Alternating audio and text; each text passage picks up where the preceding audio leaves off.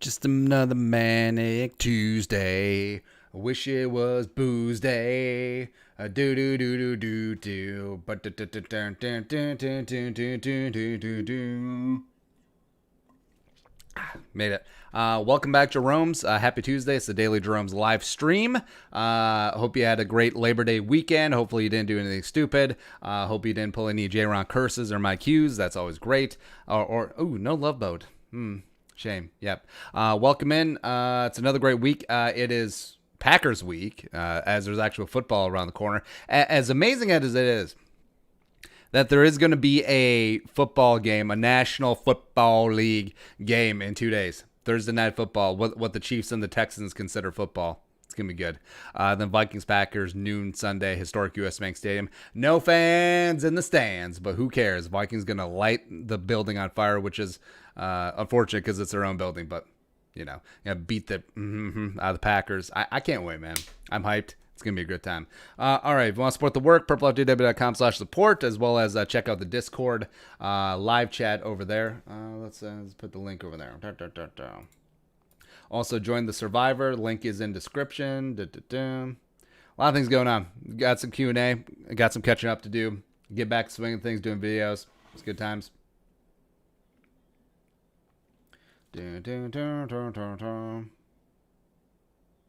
right, there you go. There's a live stream. What'd you guys do this weekend? Live chat, let us know. It's always fun. Also, we'll give a couple shout outs here a little bit later on. It's a good time. What else do we have to cover? I don't think we do. All right, Q&A. Yeah. All right, so let's see here. So we didn't have an add-on question, so we just got straight up whatevs. Hanson Skull, what up? God, I always hate doing other videos because then I just dink around with these stupid settings and scaling and blah, blah, blah. All right, next up is Mordecai. Who had a better personality, John Randall or Jared Allen? Well, they're both good, as well as what's great about them is that they were authentic. It's that, like, you can tell that it wasn't an act, it wasn't for show. Like, John Randall was really that intense. Jared Allen really was that chill and goofy, and then also got after it. It was just really a lot of fun. If I had to pick one, I would say Jared, mainly because of the uniqueness. Like, it's really hard to come up with that sort of unique personality like Jared Allen. Like, he is a one of a kind. John Randall, even though he was always dialed up on 11, there's a lot of players that are dialed up on 11, even though he took it to 12. Jared Allen is just slightly different. Pulford Skull. Vikings should have a cup of coffee with J.R. Reed. Lamar Jackson intrigues me from Nebraska. Antoine Brooks Jr., the cornerback. Hockland Dix. Glad they resigned Hollins and Hinton. Yeah, Alexander Hollins is not happy about being on the practice squad. And I understand why he's unhappy, too, because he, by all accounts, outperformed Tajay Sharp as well as Chad Beebe in camp, but it is what it is. Dan Chisena, again, I don't count as a wide receiver. So J.R. Reed, so J.R. Reed is not on a practice squad, correct? So I did like his game at Georgia. I could see him going undrafted. Didn't have all the physical tools that you would want on the back end. Was in camp with the Jaguars, didn't make 53. Currently isn't on a practice squad.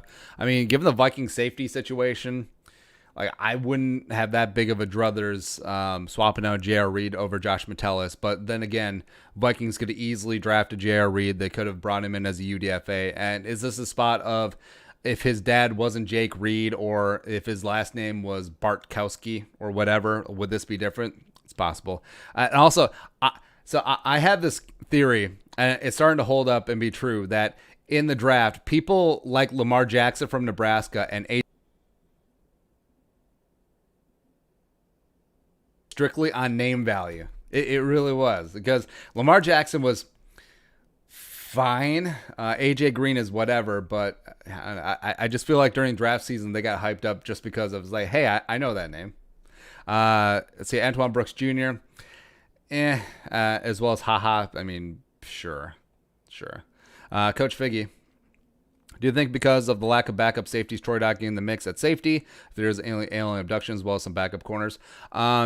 In game, sure, but week to week, I don't see him like starting at like strong safety. In a pinch, sure. Troy Dye actually played a handful of safety and cornerback snaps his final season at Oregon.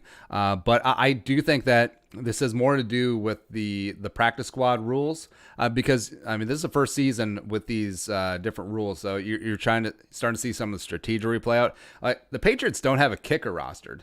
Like, not many people know that. So they have both kickers, Nick Folk and the jabroni from Marshall, on the practice squad. So week to week, Belichick is just going to activate one of them from the practice squad. They can do that twice a year per player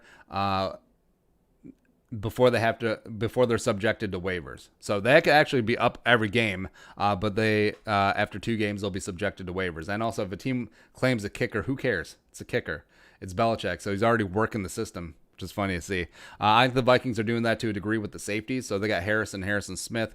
I think that Metellus and Metters could be activated for game day beyond the 55-man roster, the game day 48, as well as Harrison and Chris Boyd, I think, could fill in a pinch. Bruno Edwards. What happened to Neville Clark? I thought he was having a good camp. I thought he was too, but, sometimes it is what it is. And occasionally, starting out of the gates hot, which Neville Clark did, sometimes that doesn't have staying power because when the heat gets turned on, when those pads start really clacking and start getting after it, maybe it just didn't hold up the way that Zimmer and Durante Jones want him to, which it happens. What can you do? Ethan Griffith. Why haven't we signed Clinton Dix yet? He's honestly not a bad option as a third safety. Also, weren't people saying during the draft to move Harrison Hand to safety? Yeah, I think Harrison Hand eventually could be moved to safety as well as I think teams are waiting on guys like Clinton Dix until after week 1 because then their contracts aren't guaranteed. Also, there's not going to be a huge demand for him. I mean, he signed in Dallas for like a 1-year, $3.75 million deal. And they cut his ass. And also, Earl Thomas just hanging out there. No. Not on the Earl Thomas train. Pun intended. Nick Braccia. In terms of Vikings receivers you've watched, where would you rank Diggs and Thielen all time? Well, I can only go off the receivers that I've actually seen with my own 2 eyes. So, frankly, I mean, that's all that really matters. So Moss is 1 for me. Chris Carter is 2. Anthony Carter had his better days before I was really dialed in on football, but I'll give him 5. I'll give him 4. I'll put Thielen 3. I'll put Diggs 7 because Ahmad Rashad, Sammy White have to fit in there somewhere. So could they be 5, 6, some combination? I think that's fair. Next up is Bawataba. Oh, actually, I might put Jake Reed ahead of Stephon Diggs because even though I love Diggs only had 1,000-yard season. Jake Reed had 4 straight 1,000-yard season before Randy Moss got here. Like that is extremely solid consistency. Like that is what would be a good comp. Remember Terrence Williams? Actually, Terrence Williams still in the league.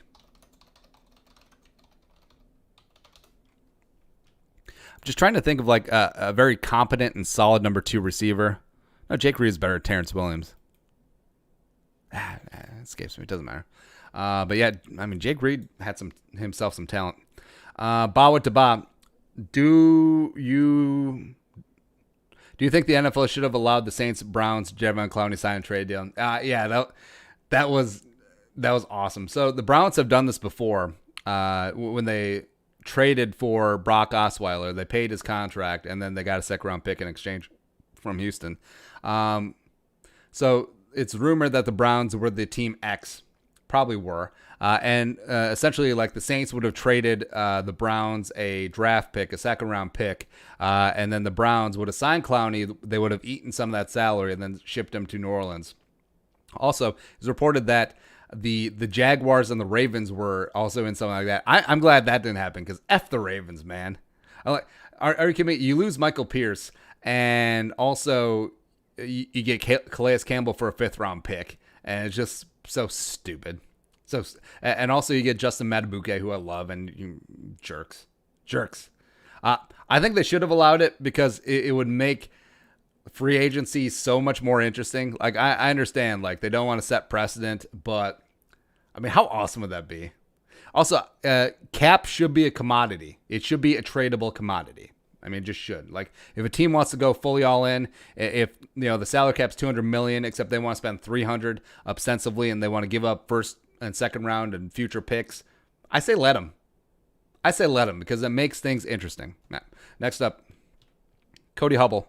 It's about to be a long season. Take a breather before. Skull. No breathing until February. Was it 4th this year? Take a look. Or is it the 5th? Because I was way off. Oh, it's the 7th. I was way off even further. Yeah. Oh, it's the remnants of the Chad Beebe video. Also, yeah, the out of context Chad Beebe. Mr. Glass holding up pornography. But, yeah, it'll make sense once you see the video. Back to the questions. Brian Kecker. Shit. And now you've done it. What completely unforeseen and bizarre thing is going to happen to one or all the Vikings on Monday now? I don't know. Everyone's not going to get the Rona, but they're going to get, what was it?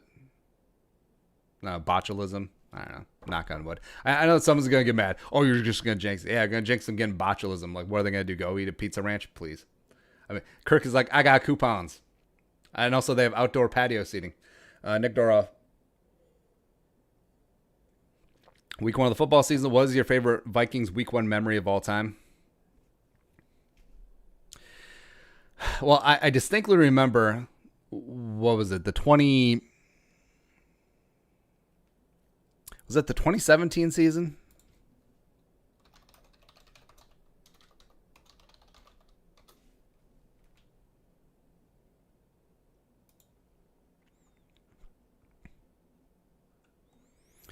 That's not what I want, man. Rodney Adams is on this team. Wait, wasn't Rodney Adams like picked up by the Bears or something? Doesn't matter.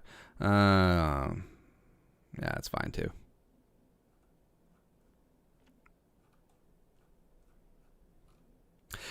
Nah, that wasn't it. Week 1 oh, that's preseason.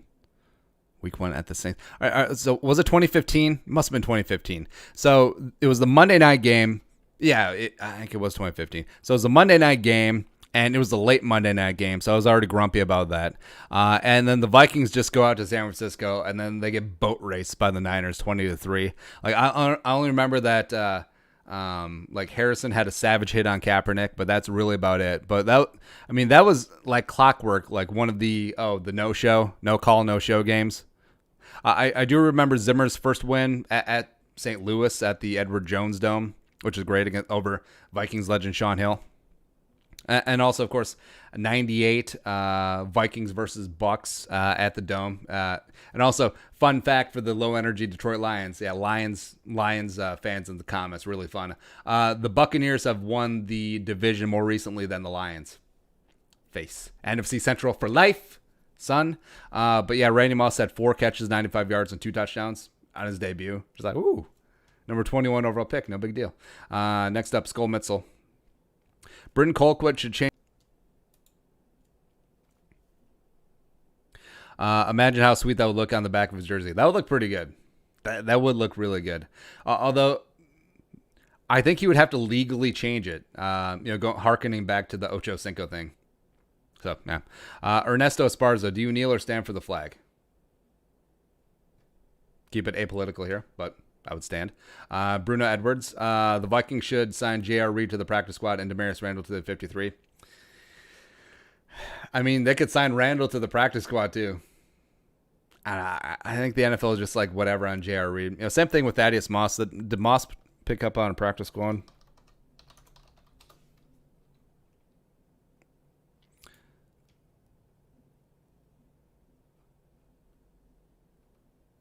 Yeah. No. He's way up to. Oh, he's on IR. Yeah, there you go. Next up is Haimo Kayukin. Which players do you want to steal from other teams' practice squad? I haven't dug enough yet. Like, I didn't even know that J.R. Reed wasn't on a team, but what can you do? Luke K. But yes, it would be a guard. Most underrated city, town in Minnesota. I know that Duluth gets all the love. Colquitt up north is really fun. It's like a nice town. It's got amenities, but also it's got the great outdoors, and also you're up north. You're up north. Let's see. Alexandria gets all the love, which is fine. Like they're like towns that are highly rated, but also underrated too, if that makes sense. Winona's a great town. Winona's very beautiful, except in the college atmosphere. It's definitely like a third world country, but it is a really pretty town. Nice people. Cost of living is really low. It's really great. Right on the river. Lanesboro. It's a bit of a tourist trap, but I mean, you got bike riding, you got like old timey antique stuff, and you got all that stuff. That's fine. That's it. Ethan Griffith. Cut BB, move Hollins to 53, and Courtney Davis to the practice squad. BB gets hurt at week 3 anyway. We're holding out hope for Beebs. We think that he can get together this year. I mean, year 3 is a charm. Fool me 3 times, you're Norv Turner. But Courtney Davis was a bit of a surprise. Frankly, Davis and Clark not getting the time of day on the practice squad, certainly a surprise. Alexander Hall. I know that coaches like to go with familiarity, but BB and Sharp over Alexander Hollins, who had himself a phenomenal camp, I don't get it. I don't get it. Burt Maurer. Interior line help, pass protection. Well, we're just waiting. It's like, is there one more shoe to drop? Is the Joe Thuney trade going to go down? What's going to happen? It's probably not going to happen. Hey, let us know where you're watching from. We'll give a couple shout-outs. Always enjoy doing that. Oh, yeah, Waconia is a really underrated town, too. It's got the lake, but also, Victoria's nice, too. Next up is Stanley Morris. Who's winning in a fight, Morgan Freeman or Samuel L. Jackson? Samuel, because Morgan Freeman's like 90. Luke K. Do you think the O-line will make or break the Vikings this year? Yes, I think the defense will be fine. I think that they'll get after the passer. I think that young cornerback room will benefit from a great pass rush, as well as, I mean, to some degree, like it's almost good to not know what you don't know. So Dantzler and Gladney are just going to come in and play like their hair's on fire, and it's going to be great. The offensive line. Even though last year they were 12th in the league in terms of run blocking, Dalvin, of course, had a great start to the season before he got dinged up. But if they can do that, they'll have play action, although teams did catch up with the play action and boot action towards the end of last season. But if they can keep Kirk upright, I think the receivers will do great. But that is a big if. That's also partly on Kirk Cousins, where if you take the same offensive line and you put a scrambling type quarterback back there, you put Russell back there, hell, you put Case Keenum back there, they would look a lot better, both on paper and also functionality. So it's on the O-line for sure. It's on Dennison for sure. It's on Kirk for sure. Charlie Boltman. Would the Vikings have a hard time convincing a guy like Hilarious Clinton Dix or Damaris Randall to take a backup role? I think they wait for more people to get injured or try and sign as a starter. Well, just bring back Aloka. Honestly, it's not like those guys are going to have a ton of options. And every single week that goes by, that's a prorated game check that they don't get to cash. Mr. Popo, with politics now really infused in sports, I really think it's a bad idea the NFL will have a black national anthem. Do you recall anything like that as a fan of your sports? I didn't even know there was a black national anthem either. Are they still going to do that? Yeah. Kaiser Helm 14. I heard Josh Rosen is getting released. Sign him right now. He's on the Bucs practice squad. He's going to be starting by week 14, man. Mark my words. Also, I mean, let's see. Arlen's Bucks. I mean, the Buccaneers behind Brady. Like, if Brady goes down, like, if he breaks his hip, he's fallen and he can't get up, as old people do, they might be in trouble because they have Blaine Gabbert and Ryan Griffin. Like, I understand that Gabbert, he and BA go way back like chiropractic. Same thing with Griffin. But, no. Next up is Charlie Boltman. Who do you think are the 2 most underrated players on this list? Steve Nelson Yalda Froholt, Afadi, Draymond Jones, Denzel Good, Eric Wilson, Deshaun Elliott. Well, Afadi, it's pretty easy. I believe in Yalda's talent, except he hasn't really shown it, or hasn't been given an opportunity to show it quite yet. Denzel Good lives up to his name. Kind of meh on Draymond. So I'll just say Afadi and Eric Wilson. Face. Next up is Charlie Berger. Football is 1 week away, and that is not the time to take days off. What can you do? Eric Hansen, who wins in a fight? Coked up Lawrence Taylor or Roid Rage Lyle Alzado? Well, Alzado's dead. I would probably pick Lyle. So even though cocaine is a hell of a drug, that is a bad man right there. Yeah. See here, a couple shout-outs. Tripping in Minnesota, Brainerd, Skull, what up? Zach Bell, Skull from Northern Colorado, what's going on? I do basketball, Jabrisky from Trempolo, he knows about Winona, what's up? Let's see here, Brian Kayukin, Skull, what up? John Hoffus, Rochester, Med City, representing. Forrest Wonderlick, Skull from Little Falls. Patrick Harm, Cedar Rapids, Iowa, and the Hizzy. It's really frustrating having to take a doo-doo during the live stream. That's why I just take a crap in my chair, man. Got a special chair. A Clint 14, Skull from Colquitt. Purple People Eaters, watch from Boise. I think we need a new subscriber push, 40K subs before the end of the season, and you get a Vikings-related tattoo. I'm not a tattoo guy. Jason Savage, Skull from Mankato. Eli Vastus, Skull from Boulder, Colorado. And also, as like the channel grows, like the greater chance of dicks coming in. I don't like it. I like the old school Jeromes, man. Like I'm all for like new people finding the channel, especially since football season, but they come with a lot of idiocracy. They do.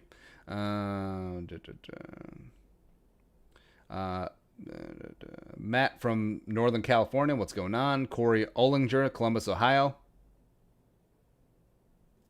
What's going on? All right. Oh, speaking of Northern California, did you see that there was a California wildfire started by a gender reveal?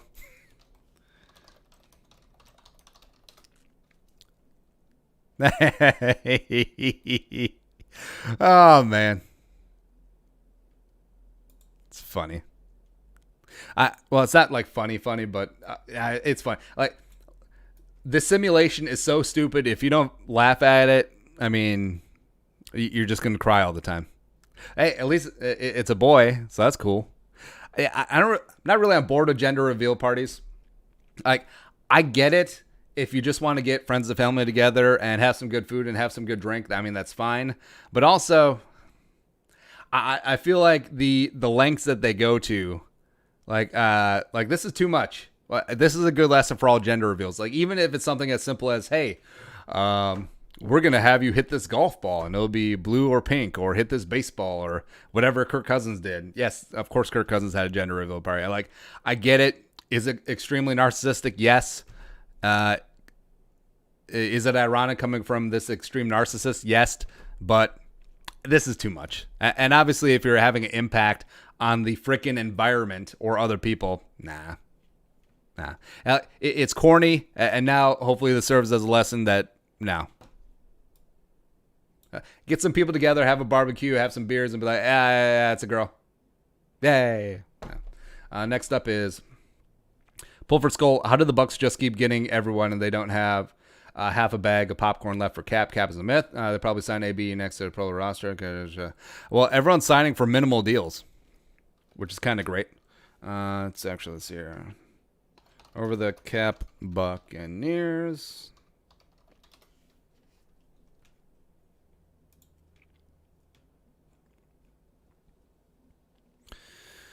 Let's see, cap number Brady. Barrett's on franchise tag. Donovan Smith. Oh, I forgot they still have the remnants of JPP. Ali Marpet. Respect. Yeah, all right, so they have more cap space than the Vikings. What the shit? All right, so they got Sue on an extremely team-friendly deal. Mike Evans just restructured.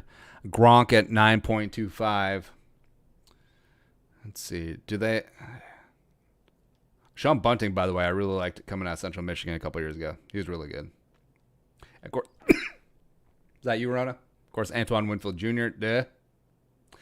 Do they even have Oh God, I hate doing that. So pulling behind the curtain. So if on OBS, getting back to full screen is Control F, just like on everything else in the world. Control F is fine. So if I'm on OBS and then I try to find something, it just does that. So, but I'll say they don't have Fournette listed yet. For Loco. I actually think Fournette's going to run for 1,000 yards. Because Ronald Jones definitely ain't it. Keshawn Vaughn is hurt, isn't he? Yeah, so it's going to be pretty crazy that is Fournette's going to run for 1,000 yards. Sure. Where are we? Joel Boltman, just a little reminder, our very average GM effed up the Trent Williams trade. Now Ezra is wasting away at guard. Ross Pullins, we're without a true nose tackle, have no safety depth with Anton on a one-year rental with big contracts needed for Dalvin, Neek, presumably adding Daniil restructure and O'Neill's extension looming. Is it just me or can you see us not addressing the O-line early in the draft again?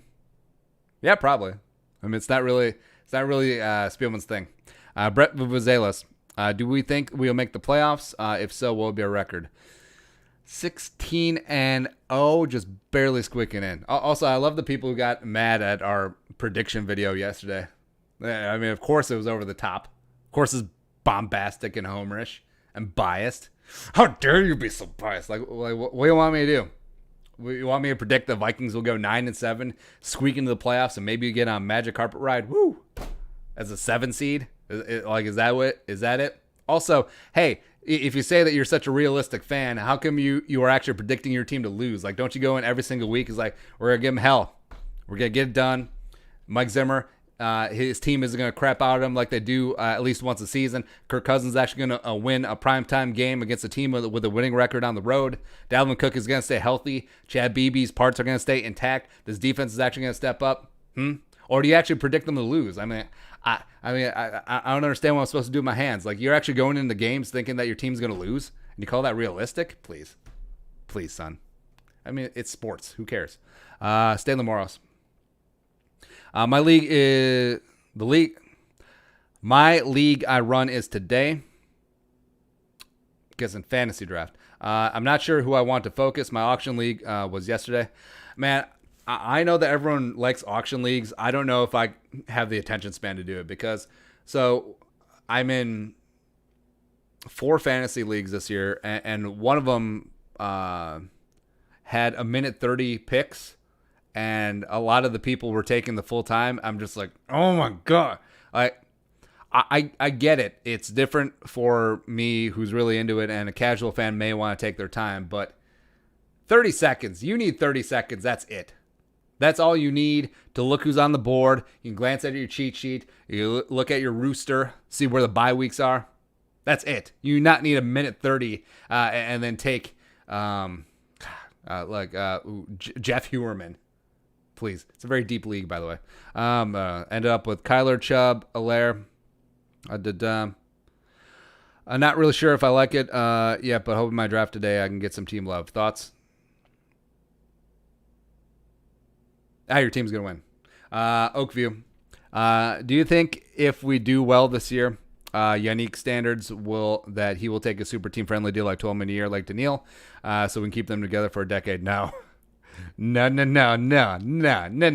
Like maybe once he gets into this locker room, as Yannick, you give him credit, he is very well regarded as a team player. I don't think there's been any teammate of him in Jacksonville that's had a bad word to say about him as a teammate.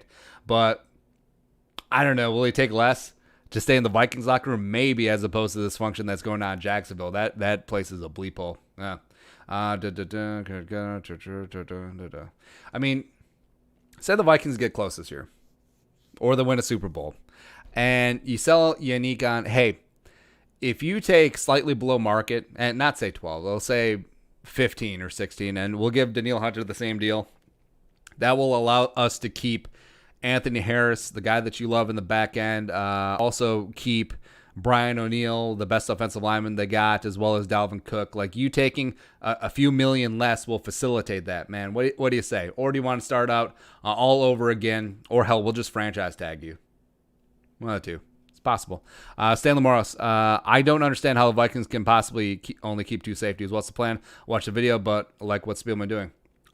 It's all about the new rules, man. It's all about the new practice squad rules and the game day or the 55-man roster and the game day 48. So, yeah, even though Metellus and Metters are on the practice squad, like, their ass could be active on Sunday, and then you put them back down. And also, yeah, the new caveat of the rules is that so they can be up for 2 games and then go down without waivers. But then after that, if they're back up again, they're subject to waivers just like any other down on the practice squad guy, which I think is fine.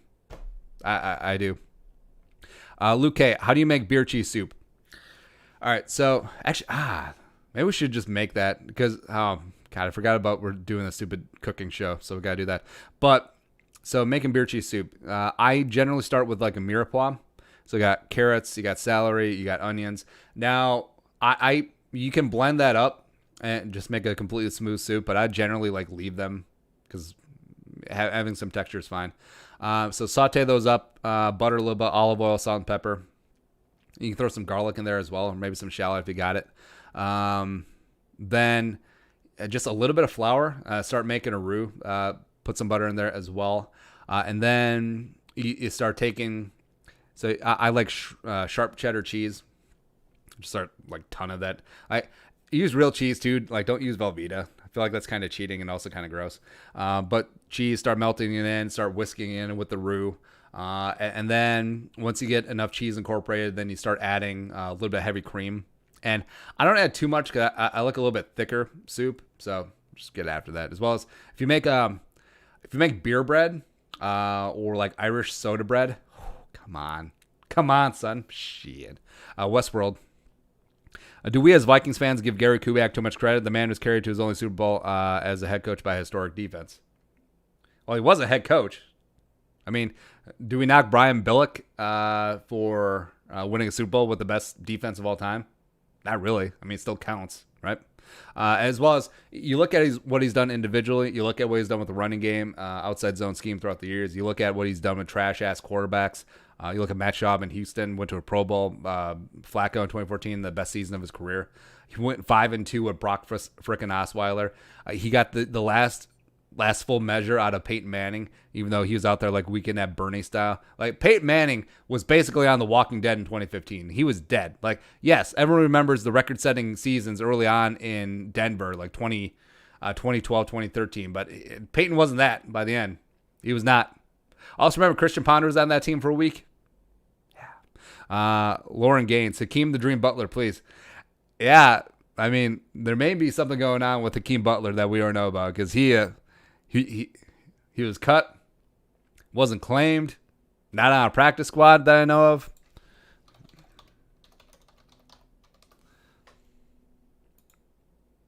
Yeah, he's still a free agent. I mean, not even on a practice squad, which you would think at that size as well as that physical ability that someone would take another shot on him. But I don't know. Maybe there's something going on. Like, maybe there's a reason why he fell to the 4th round despite being a massive talent and putting up good numbers at Iowa State. I don't know.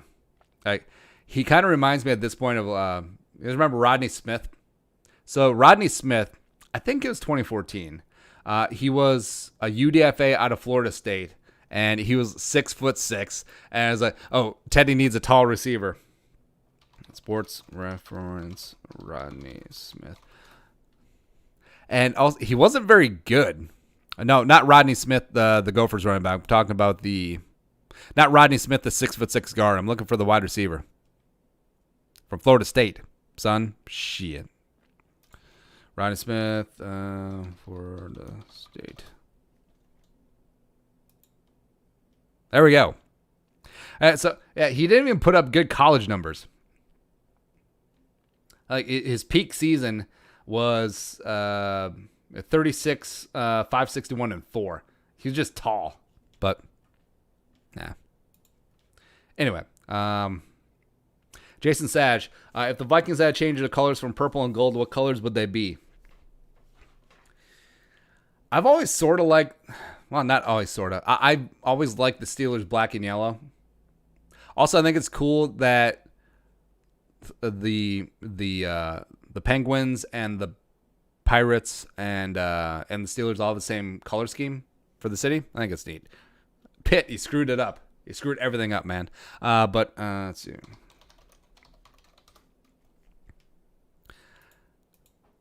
As I always thought, the Batman, or sorry, the Dark Knight Rises, the Gotham Rogues jerseys. I mean, these are tight. Although this is complete fiction because Hines Ward could never return a kick at his age. Yeah, Mike Wallace is in this movie. Vikings. Yeah, because I mean, I love those jerseys, man. I love the black, the yellow, and the gray mixed in. I could get on board with that. Certainly could. Good Hines Ward, just a kid. Good times. Next up. Let's see here. Nick Bacala, Skull from Toronto, Canada. Pulford Skull up in Nashville. What's up? What up? Boom Show's Hunter practicing again. We'll find out tomorrow. Next up is Purple Vengeance. Due to no preseason, do you think Kirk will be even more off of his internal clock in the pocket? I mean, you can't get worse than what he's been. I'm not looking forward to yelling on my screen for him to get rid of the ball if that happens. Well, it's not like you develop awareness. You know, I feel like you either have situational and social awareness or you don't. And Kirk, nah. Purple Vengeance. Oh, there you go. Patrick Harms, if you're bored, look up Zim's girlfriend. This is a family show. Patrick Harms, someone please explain why we kept Chisena. Do they think he'll be a Chris Walsh type player? Is the special teams gunner really worth the roster spot? I'm missing something. Yes. And also, yeah, punt gunners are important because the Vikings spent 2 first-round picks on punt gunners in Cordero Patterson and Laquan Treadwell. Now, to a degree, that's sarcastic, but also, I mean, Cordero and Treadwell were pretty damn good as punt gunners, as well as on kick coverage. But what can you do there? But I believe in Chisena. I don't think he'll ever be like a true wide receiver, but I mean, that size, that speed, it's going to be interesting. I wouldn't be shocked if they switched him back to safety again, just for shits. But yeah, it is Packers week. Packers going to get punched right in the face, punched right in the throat. A 12-year-old boy is going to kick rocks. Octogenarian Aaron Rodgers is going to be help. A fall and I can't get up. Life alert, son. Mike Pettin, he's out there looking like Mike Pettin's looking like Rick from Pawn Stars. Rick Pawn Stars, Mike Pettin.